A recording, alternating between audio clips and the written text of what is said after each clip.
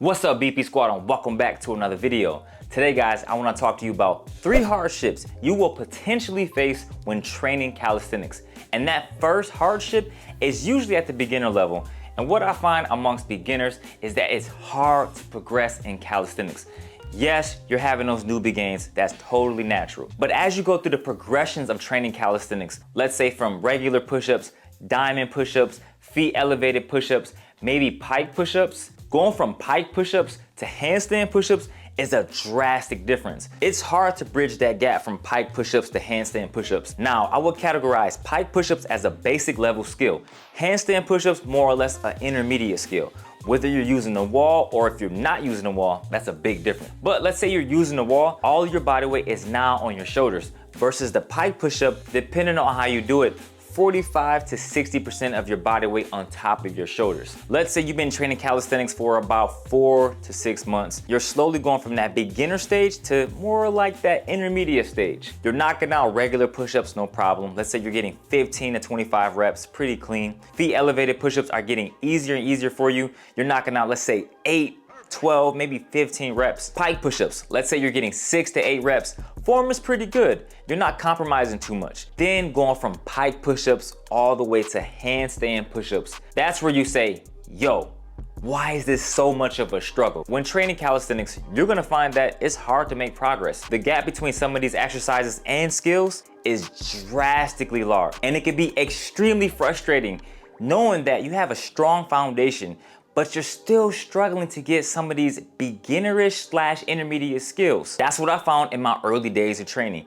When I was first training, guys, I had a strong foundation. Well, at least I thought I did. But as I tried to progress towards those intermediate skills, I just was like, what happened to my body? It's not as strong as I thought it was. And that's when you guys have to take a step back. Even though you're not making those newbie gains like you were before, you have to understand it's really tough to progress in calisthenics. It takes creativity, it takes a great level of strength and dedication, patience. You're not gonna get these moves overnight.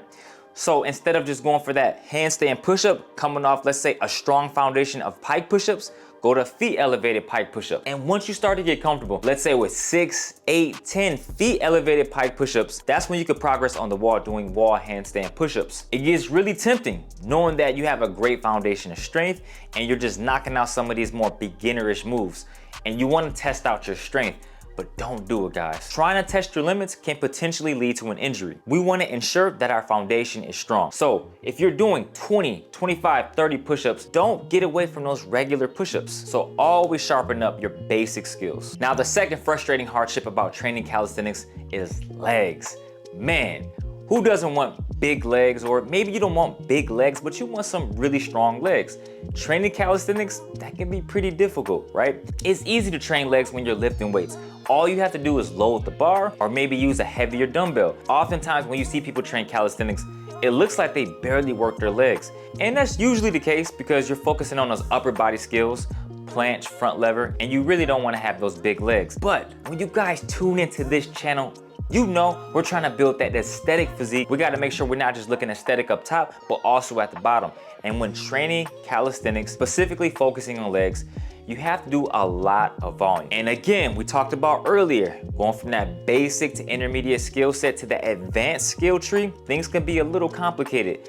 Like regular squats, jump squats, pretty easy. But if you want to do unilateral exercises like the pistol squat, that's when things get really complicated. Now, pistol squats is a phenomenal exercise to build up your legs. Problem people usually face when trying to attempt a pistol squat is the loss of balance. How can we scale this? We could use an elevated surface. But as you progress through the skill, you're gonna get stronger and stronger, and eventually you're gonna be knocking out pistol squats with no problem. But the other issue arises, let's say you're doing 2 or 3 sets, 6 to 8 reps with pistol squats, but you're still not seeing a drastic change in your leg size. Volume.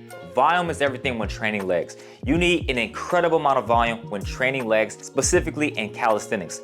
Weights is pretty easy, but specifically with calisthenics, you probably have to do 4 to 5 sets. I'm talking 10, 15, 20 plus reps. And there's only so much you can do when training legs using calisthenics. Pistol squats, jump lunges, Bulgarian split squats, you got sissy squats.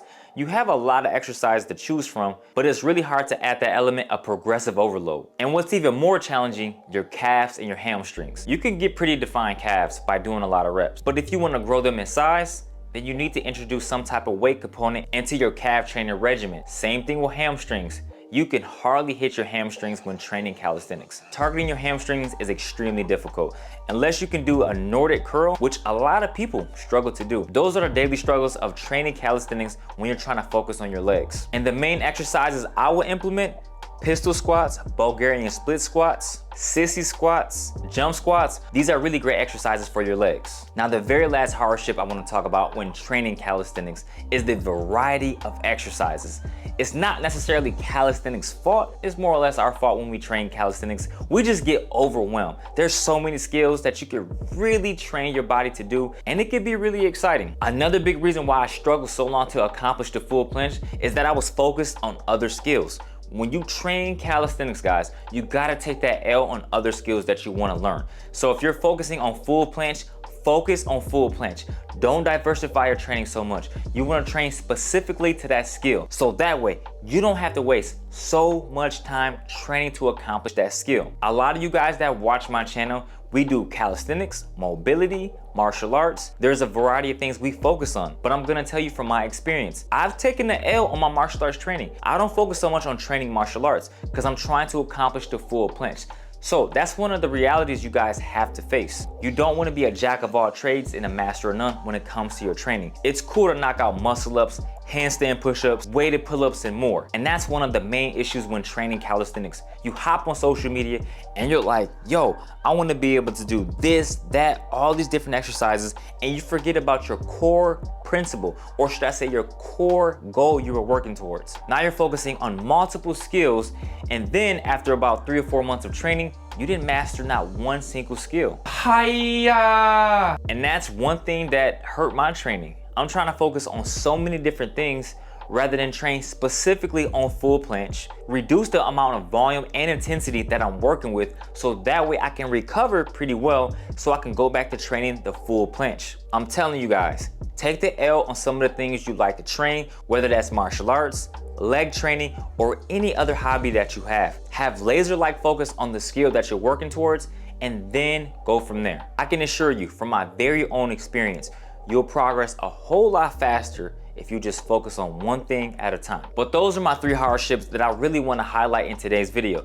There are other hardships that I probably didn't mention, so guys, make sure you drop a comment below on other difficulties you may have faced when training calisthenics. If you enjoyed today's video, you know what to do. Smash that like button. Most importantly, make sure you are properly subscribed. I'll see you guys next video. Peace and love as always. And now shake. Boom. A baby